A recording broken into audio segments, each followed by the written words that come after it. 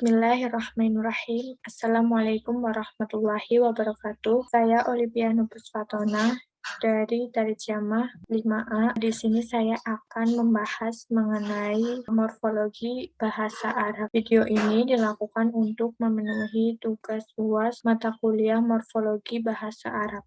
Pada pembahasan pertama, kita akan membahas mengenai cakupan bahasan yang ada di samping. Seperti pertama, sabikoh, lahikoh, dan dahilah dalam morfologi Arab. Pembahasan mengenai sabikoh, lahikoh, dan dahilah termasuk ke dalam unsur pembentukan, khususnya pembentukan kata, yaitu afiksasi. Afiksasi ialah bentuk terikat yang ditambahkan pada kata dasar. Yang pertama yaitu sabikoh atau disebut juga dengan prefiks. Ialah tambahan yang diletakkan di depan kata dasar. Contoh dari prefiks ialah dalam bahasa Arab yaitu istafhama. Istafhama ini memiliki arti meminta pemahaman. Kata istafhama ini memiliki kata dasar dari fahuma, yang berarti paham. Kata ini memiliki imbuhan di depan katanya, yaitu dengan adanya hamzah, sin, dan ta. Maka hamzah, sin, dan ta ini termasuk kepada prefiks. Kemudian yang kedua yaitu lahikoh atau disebut juga dengan sufiks. Ialah penambahan yang diletakkan di akhir kata dasar. Contoh dari sufiks ini ialah kata wasolu. Wasolu yang artinya mereka sampai. Memiliki kata dasar yaitu wasola.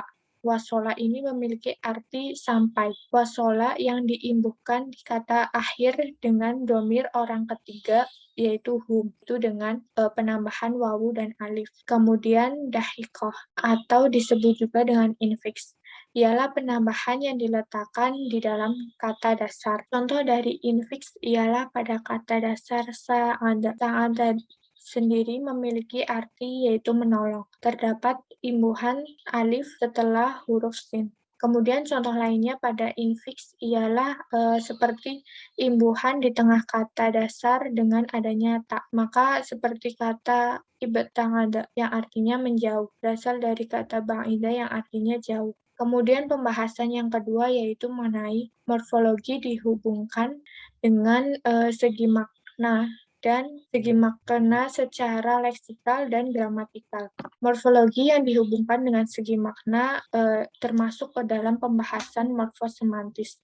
Morfosemantis ialah yang mendeskripsikan tentang perubahan kata dasar beserta perubahan makna yang terjadi padanya. Maka terdapat makna leksikal dan makna gramatikal. Pada morfologi yang dihubungkan dengan makna lekal adalah makna dari kata dasar yang sebenarnya, ialah makna yang sesuai dengan referensinya. Biasanya terdapat dalam kamus besar. Untuk mengetahui adanya perubahan dalam proses pembentukan kata, maka sangat perlu untuk mengetahui makna asli atau arti asli dari kata dasar tersebut. Kemudian pada morfologi yang dihubungkan dengan makna gramatikal, ialah makna dari kata dasar yang telah mengalami adanya penambahan atau ziyadah dari proses pembentukan kata. Makna gramatikal sendiri ialah makna yang hadir sebagai akibat adanya proses morfologi seperti ziyadah, reduplikasi, komposisi, dan sebagainya yang terdapat dalam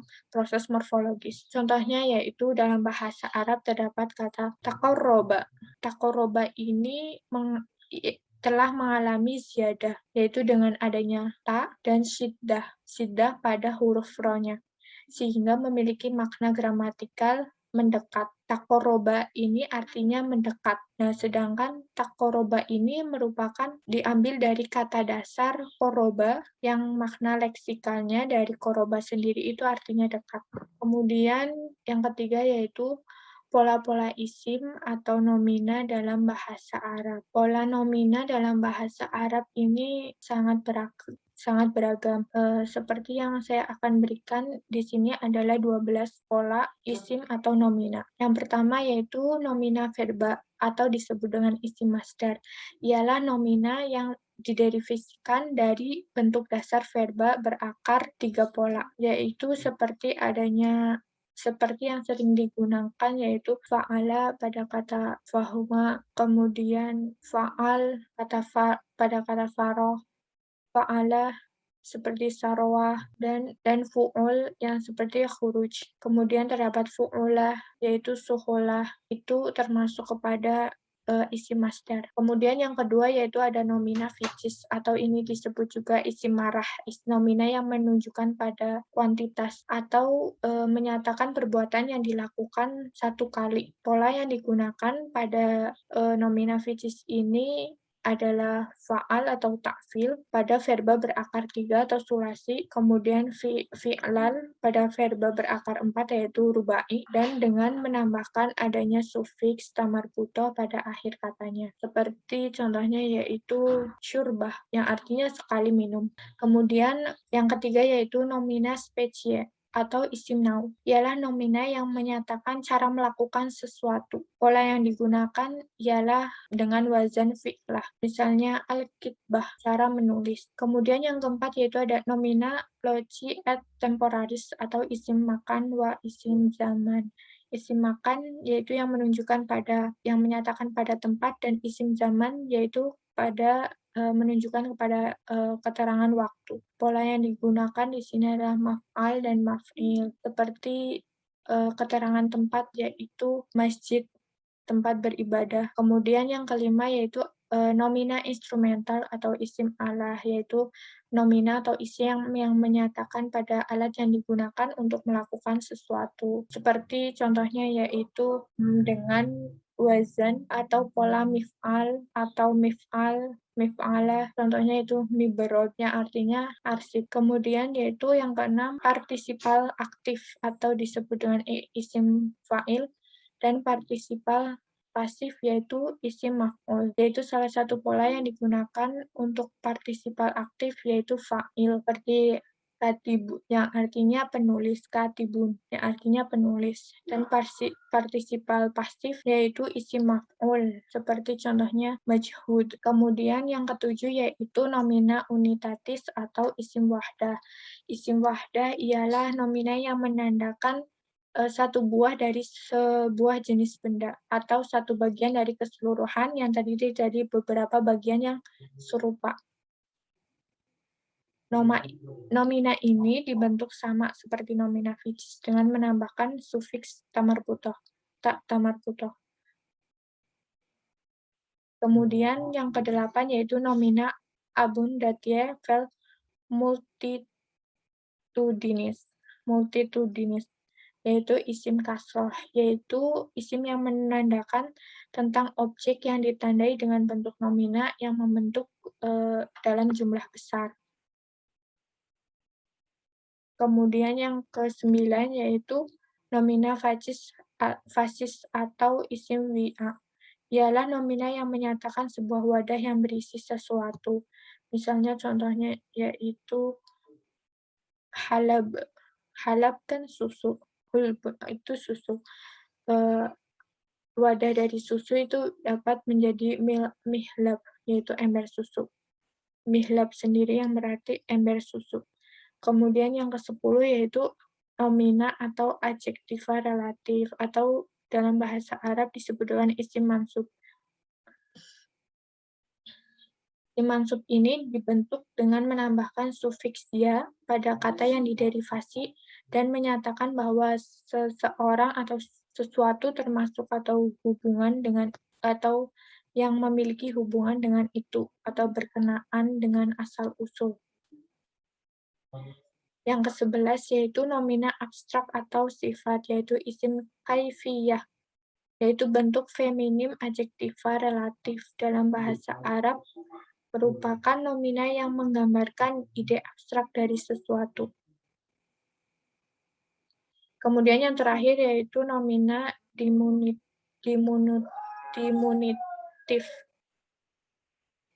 yaitu disebut juga dengan isim tasghir, ialah nomina yang berakar 3 atau sulasi yang biasanya sering digunakan. Contohnya yaitu pada jabal. Jabal kan artinya gunung.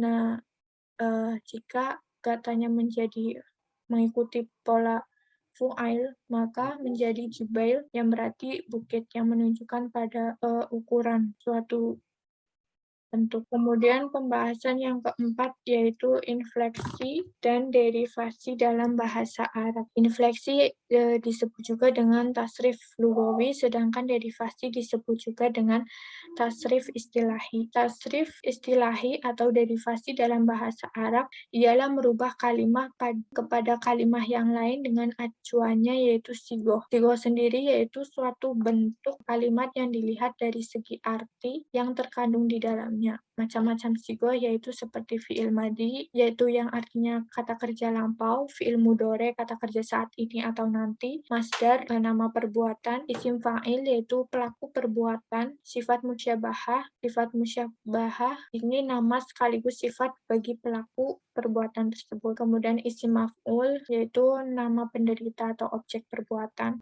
fi'il amr tentang kata perintah, fi'il nahi tentang kata larangan, isim zaman tentang waktu perbuatan, isim makan tentang nama tempat perbuatan, isim alat ialah nama perkakas perbuatan atau alat untuk melakukan perbuatan. Kemudian fi'il madi majhul kata kerja lampau yang bersifat pasif, dan fi'il mudhore majhul yaitu kata kerja saat ini atau nanti yang bersifat pasif. Contohnya yaitu misalnya dari fi'il madinya hasiba yang artinya telah menghitung, dan fi'il madi hasiba telah menghitung, fi'il mudhore yahsibu sedang menghitung, masdar menjadi hasban perhitungan, isim fa'il hasibun yang menghitung, isim maf'ul yaitu mahsubun yang dihitung, fi'il amarnya ihsib hitunglah, fi'il nahinya la tahsib jangan hitung, isim zamannya mahsibun jangan, zamannya mahsibun yaitu waktu menghitung, isim makannya mahsibun tempat menghitung, isim alatnya mihsabun alat untuk menghitung, kemudian madi majhulnya yaitu husiba telah dihitung, kemudian mudhore majhulnya yuhsabu yang artinya sedang dihitung. Kemudian setelah tasrif istilahi, kemudian adanya tasrif lugawi, ialah merubah kalimat kepada kalimat yang lain dengan acuannya yaitu menggunakan domir dan ragam isim. Tasrif jenis ini digunakan untuk mentasrif kalimat berjenis fi'il yang dengan ragam sigohnya yaitu yang dapat dimasuki dengan domir. Domirnya yaitu huwa huma hum, hiya huma huna, angsa angtuma angtum, angti angtuma angtuna, ana wa nahnu. Ini domir-domir tersebut dapat dimasuki ke dalam yang pertama yaitu ke dalam beragam sigohnya, yaitu sigoh-sigohnya yaitu fi'il madi, fi'il mudhore, fi'il amar, fi'il nahi, fi'il madi majhul, dan fi'il mudhore majhul. Nah, kemudian tasrif yang beracuan pada isim-isim yaitu dengan masdar, isim fa'il, isim maf'ul, isim zaman, isim makan, dan isim alat yang juga beracuan pada musanna atau muzakkar, mufrad, muannas, dan jamak. Salah satu contohnya yaitu misalnya tasrif lugawi dari kata mana'a. Kata mana'a pada fi'il madi mana'a. Seperti mana'a, mana'u, mana'at, mana'aca, mana'na, mana'aca, mana'cuma, mana'cum, mana'ti, mana'cuma, manga'tunna, mana'na, dan mana'na. Kemudian pembahasan yang kelima yaitu mengenai istilah morfofonemik dan morfosintaksis dalam bahasa Arab. Morfofonemik ialah kajian yang membahas mengenai perubahan fonem sebagai akibat dari adanya proses morfologi atau pembentukan kata seperti afiksasi, reduplikasi, dan komposisi. Seperti kata menyikat, di depannya terdapat impan ditambah sikat, maka menjadi melebur, menjadi menyikat. Kemudian mengenai morfosintaksis. Morfosintaksis sendiri dapat dikatakan gabungan dari ilmu morfologi dan sintaksis. Morfosintaksis ini kajian yang mengenai terbentuknya suatu kata baik verba maupun non-verba yang dihubungkan dengan ilmu nahwu dan ilmu shorof dalam bahasa. Itu mengenai pembahasan pada pokok-pokok pembahasan 5 di samping. Kemudian kita akan membahas mengenai isim yang ditinjau dari struktur susunan tazkir dan penisbatannya, atau disebut juga dengan atau dalam bahasa Arabnya yaitu isim min haitsu tarkibu wa tashbiruhu.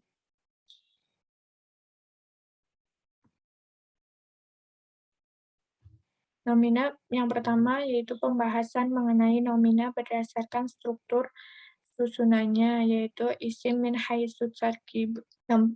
Pada nomina berdasarkan struktur susunannya ini dibagi menjadi dua, yaitu nomina jamid dan nomina mustaq. Pada nomina jamid ini atau isim jamid juga disebut dengan nomina primitif. Isim jamid atau nomina primitif ini yaitu isim yang struktur susunannya tidak berasal dari kata yang lain, yaitu asli dari kata tersebut. Nah, sedangkan nomina mustaq atau isim mustaq ini ialah isim yang struktur susunannya berasal dari kata yang lain. Kemudian terdapat beberapa pembagian pada isim jamid, yaitu dibagi menjadi dua, yaitu adanya nomina isim zat, nomina atau isim zat yang maknanya tidak dapat dijadikan fiil, seperti rojulun, nahrun, rojulun, laki-laki, nahrun, siang, syamsun, matahari, komarun, bulan. Contoh dari kata tersebut merupakan isim jamid. Kemudian yang kedua yaitu isim masdar atau disebut juga dengan isim makna. Ialah nomina yang menunjukkan suatu makna yang terlepas dari waktu, dan nomina tersebut dapat dijadikan sebagai fiil. Pada pembahasan isim masdar atau isim makna ini terdapat beberapa pembagian. Yang pertama ini yaitu terdapat masdar nomina sulasi, masdar nomina rubai, masdar nomina humasi dan sudasi, masdar mimi, masdar sinai, isim marah dan hay'ah, amal al-masdar, dan masdar syari' dan wa mu'awwal. Langsung saja pada pembahasan yaitu isim masdar sulasi atau nomina masdar sulasi. Pada nomina masdar sulasi tidak memiliki kaidah tertentu, tetapi memiliki bentuk-bentuk yang beragam. Masdar ini dapat diketahui dengan sama'i, yaitu mendengar langsung dari orang Arab yang masih fasih atau merujuk kepada kitab bahasa. Contohnya dari masdar sulasi yaitu sama'un, fathun, man'un, durbun, itu fi'il muta'adinya, sedangkan fi'il lazimnya yaitu seperti jalasa, tola'a, sajada. Kemudian pembahasan mengenai nomina masdar rubai. Nomina masdar rubai ini bersifat kiasi, yaitu memiliki rumusan tertentu, dan wazan-wazannya berbeda-beda sesuai bentuk fiilnya, yaitu biasanya mengikuti pola if'alan, contohnya yaitu ikroman, kemudian mengikuti pola taf'ilan, contohnya tadriban, kemudian mengikuti pola mufa'alatan wa fi'alan, contohnya itu muhasabatan wa hisabat, kemudian mengikuti pola fi'lalan atau fa'lalatan, contohnya itu pada zalzalatan atau zilzalat. Kemudian masdar nomina humasi dan sudasi, yaitu apabila terdiri dari 5 dan 6 huruf yang diawali dengan hamzah wasal, maka masdarnya berwazan seperti fi'il madi dengan mengkasrohkan huruf ketiga dan menambahkan alif sebelum huruf terakhir. Contohnya yaitu istaqbala menjadi istiqbalan. Kemudian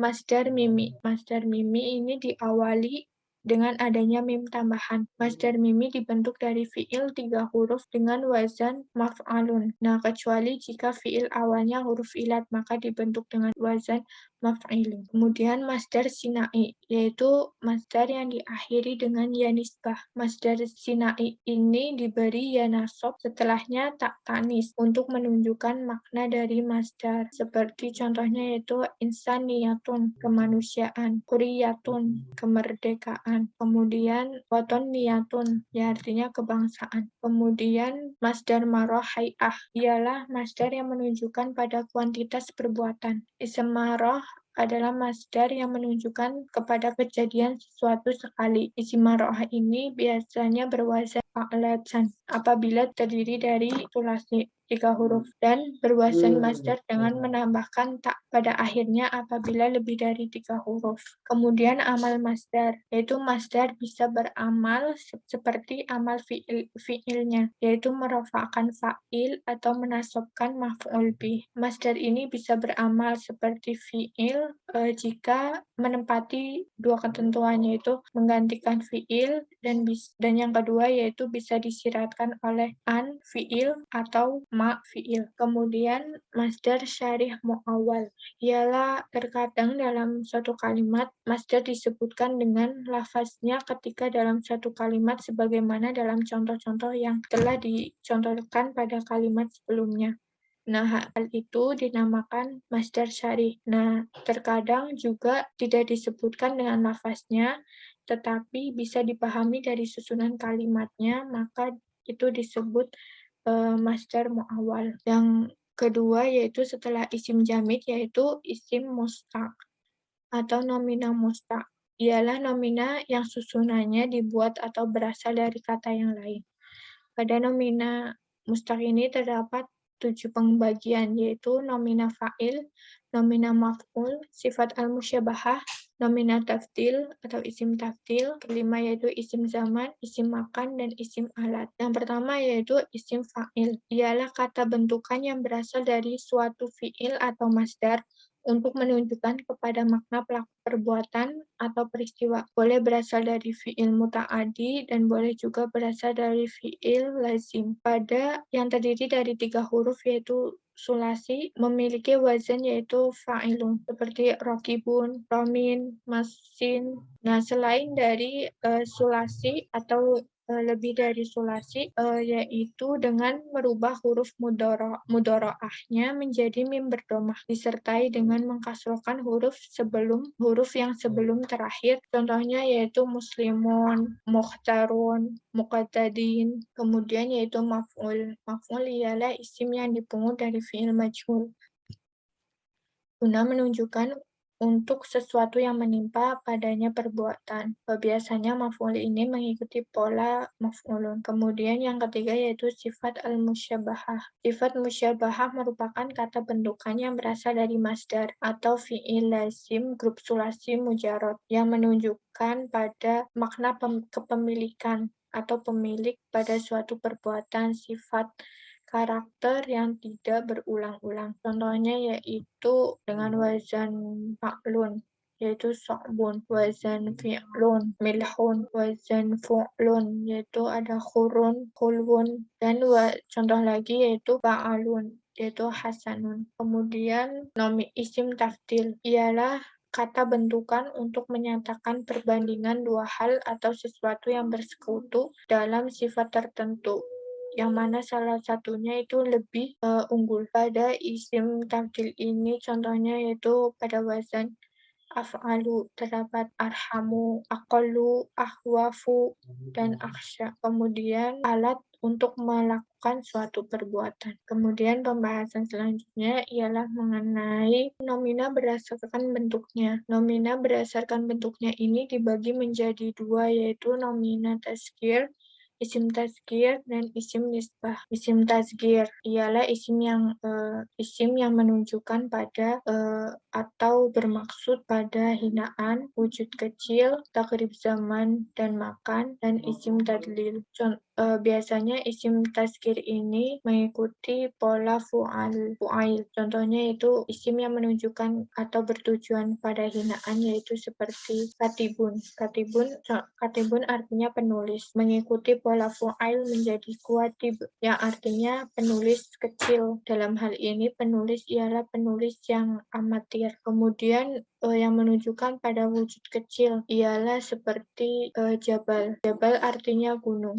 Apabila mengikuti pola fu'ail maka menjadi jubail yang artinya bukit. Kemudian takrib zaman wa makan, yaitu isim yang menunjukkan pada keterangan waktu dan mendekati suatu tempat. Kemudian yang kedua yaitu nomina nisbah atau nomina yang dilihat dari penisbatannya, ialah isim yang ditandai dengan adanya tasydid, yaitu isim yang bertasydid dan huruf sebelumnya berkasroh dapat berupa isim yang menunjukkan pada makna tempat tinggal, profesi, agama, ataupun sifat atau karakter. Contohnya yaitu pada profesi misalnya tijariyun, pedagang, sira'iyun, petani. Kemudian yang menunjukkan pada tempat tinggal yaitu Indonesiun, Almaniyun, Misriyun menunjukkan pada tempat tinggal yaitu Indonesiun, orang Indonesia, Almaniyun, orang Jerman, Misriyun yaitu orang Mesir menunjukkan pada agama Islam yaitu Islamiyun, orang yang beragam orang Islam, Masihiyun, orang Masehi, kemudian menunjukkan pada sifat atau karakter